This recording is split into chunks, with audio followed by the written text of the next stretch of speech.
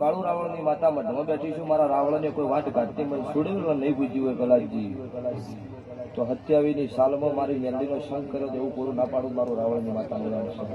હું ભગત ની માતા કહું છું. પછી કનવરજી જેના હંગાત 12 બીજનો ધણી હોય ને એને જગત ગમે છે.